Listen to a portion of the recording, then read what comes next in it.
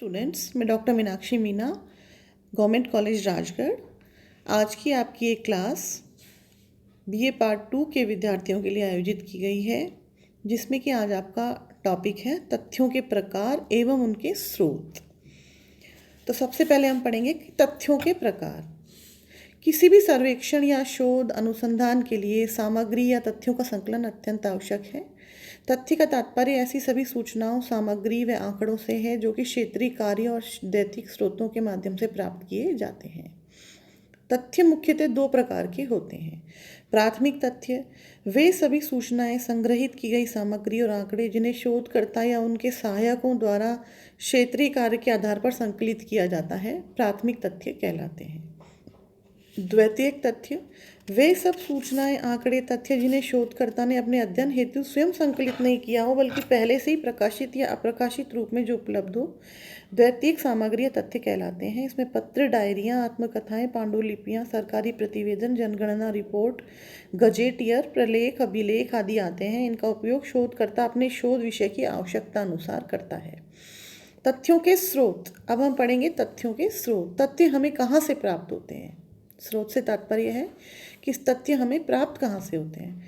तथ्यों के स्रोत से तात्पर्य है कि तथ्यों का संकलन किन स्रोतों या माध्यमों से किया जा रहा है। तथ्य संकलन के स्रोतों को विद्वानों ने प्रमुखतया दो भागों में बांटा है। पहला, प्राथमिक स्रोत।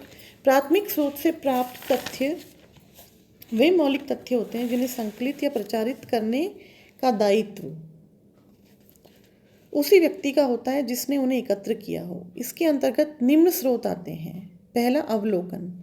अवलोकन के अंतर्गत शोधकर्ता स्वयं अध्ययन स्थल पर पहुंचकर घटनाओं, दशाओं, वस्तुओं, रीति रिवाजों, व्यवहारों को निष्पक्ष रूप से देखता है और तटस्थ होकर उनका अवलोकन करता है। इस आधार पर तथ्य संकलित करता है। दूसरा, साक्षात्कार। इसमें अध्ययनकर्ता अनुसूची या साक्षात्कार प्रदर्शिका की सहायता से या मुक्त वार्तालाप द्वारा अध्ययन विषय से संबंधित व्यक्तियों से सीधा संपर्क स्थापित करता है और उनसे बातचीत करता है। तीसरा है अनुसूची।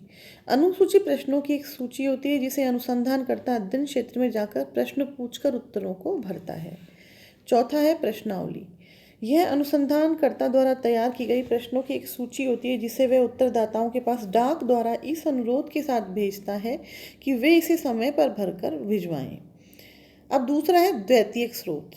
ये स्रोत दो प्रकार के होते हैं। पहला, व्यक्तिगत प्रलेख। व्यक्तिगत प्रलेख के अंतर्गत वह संपूर्ण लिखित सामग्री आ जाती है जो कि एक व्यक्ति अपने स्वयं के बारे में या सामाजिक घटनाओं को एक विशेष दृष्टिकोण से देख समझकर प्रस्तुत करता है।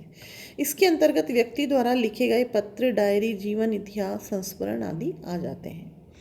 दूसरा है सार्वजनिक प्रलेख। ये किसी सार्वजनिक हित को ध्यान में रखकर सरकारी या गैर सरकारी संस्था के द्वारा तैयार करवाए जाते हैं। ये दो प्रकार के होते हैं। प्रकाशित प्रलेख, इसमें शोध संस्थानों के प्रतिवेदन, व्यक्तिगत शोधकर्ताओं के प्रकाशन, समितियों व आयोगों के प्रतिवेदन आदि आते हैं। दूसरा, अप्रकाशित प्रलेख। इसमें विभिन्न प्रकार के अभिलेख, अनुसंधानकर्ताओं के प्रतिवेदन, पांडुलिपियां, अप्रकाशित लोकगीत, लोक संस्कृति, शिलालेख व लोक कथाएं आदि आते हैं। तो आज की क्लास में हमने अध्ययन किया कि तथ्य क्या होते हैं, तथ्यों के प्रकार क्या हैं और तथ्य प्राप्त कहाँ से होते हैं, अर्थात उनके स्रोत क्या क्या हैं। तो आज की क्लास में इतना ही। नमस्कार।